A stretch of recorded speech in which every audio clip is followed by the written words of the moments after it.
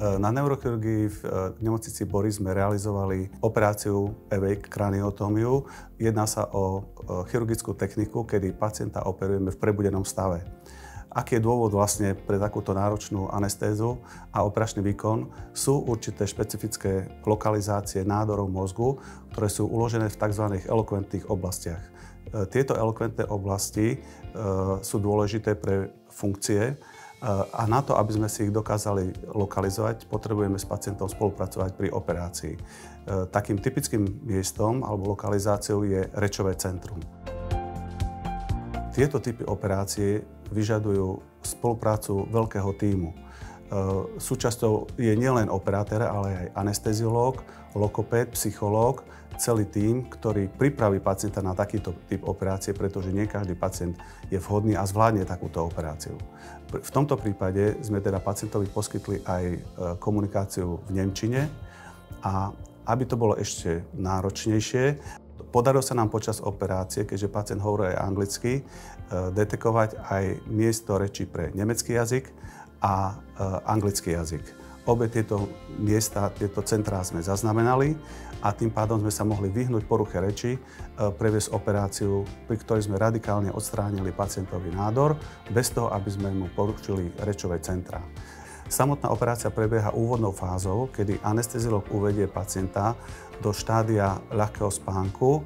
V tomto štádiu my pacientovi prevedieme lokálnu anestézu, umrtvíme tie časti, ktoré potom intervenujeme. Pacienta umiestnime do tzv. Trojboca, znamená zariadenia, ktoré fixuje hlavu tak, aby nedošlo k pohybu počas operácie. Následne pacient je uvedený do hĺbšej anestézy, dýcha spontánne a my prevedieme prístup do mozgu, výkon, ktorý sa volá kraniotómia. Po sprístupnení časti, ktorú ideme intervenovať, operovať, nasleduje fáza, kedy pacienta kompletne prebudíme. V tejto fáze s pomocou logopéda a psychológa pacientov komunikujeme a zároveň stimulujeme povrch mozgu, čím zisťujeme, kde sa nachádza funkčné miesto, konkrétne pátrame po tzv. Rečovom centre.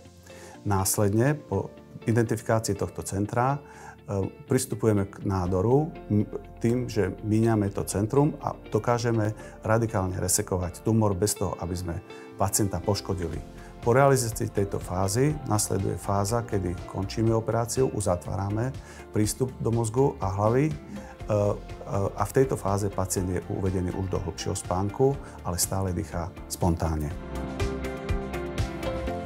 V tomto prípade sa jednalo o pacienta, muža v strednom veku s krátkou anamnézou ťažkosti, konkrétne epileptického záchvatu, u ktorého sme previedli kompletnú diagnostiku, to znamená, že sme lokalizovali a pomocou pomocných vyšetrení určili predpokladaný typ nádoru, pripravili ho na operáciu v spolupráci s logopédom a psychológom a následne sme samozrejme realizovali potom samotný operačný výkon.